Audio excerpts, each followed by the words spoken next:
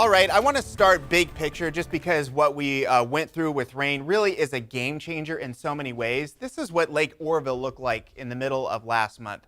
Depressing, sad, very concerning. And just so you know, and if you're not familiar with Oroville, it is 4 times the size of Folsom. So it's really a key part in how water works in California throughout the entire state. Folsom matters, but Oroville is a much bigger deal as far as the impacts across the state. And what we've seen is obviously we got very little rain and snow. The lake came up a little bit and then it dropped off dramatically through the summer, leveled out. And this little blip here seems like, oh, that's no real game changer, but it really is, because now we're at 655 feet. What has happened is that now we are not in danger of getting to dead pool status. That's where you have water in the lake, but it goes below the outtake. So functionally, it just doesn't work as designed. And then now it's above where the Hyatt power plant intake is. So that means if they choose to do so, you could get hydropower. That's green 24-hour-a-day green power. So that's really important. So it seems like a little blip, but 2 of these things have just changed within the last 24 to 36 hours, and the lake's going to continue to rise. So a lot of positive news for Oroville. We've got a long way to go, but you know what?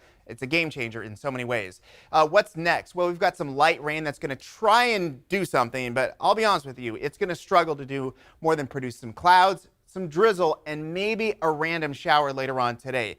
If you get the shower, that's going to be 10 to 15 minutes of light rain, and then that's going to be it. The creeks and streams are still running pretty high. The lakes are continuing to come up, and the drying trend for across all of Northern California begins tomorrow and lasts through the weekend. The almanac, very impressive. Remember, this time of year, we could still be in extremes. We could be in the 90s. We could wake up in the 30s, so we're not going there temperature-wise. And remember, the departure, how much above average, is huge, because if it does not rain at all the rest of this month and November, we're still going to end up above average. That's how much water came in all at once. The number is absolutely impressive, and this is where we want to be this early in the season. Okay, temperature-wise, we're in the 50s down low, even some 40s for Stockton and Modesto. That's a cold start to the day. What are the real rain chances? So you'll see the icon. Your app's going to show you a cloud and a raindrop, but what does that actually look like? The reason why we have to include it is because we get washed over with really thick clouds later on today that could produce a random light shower.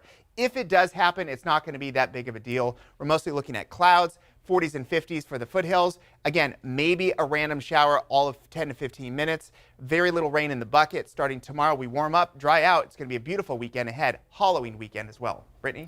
6:17, let's take a live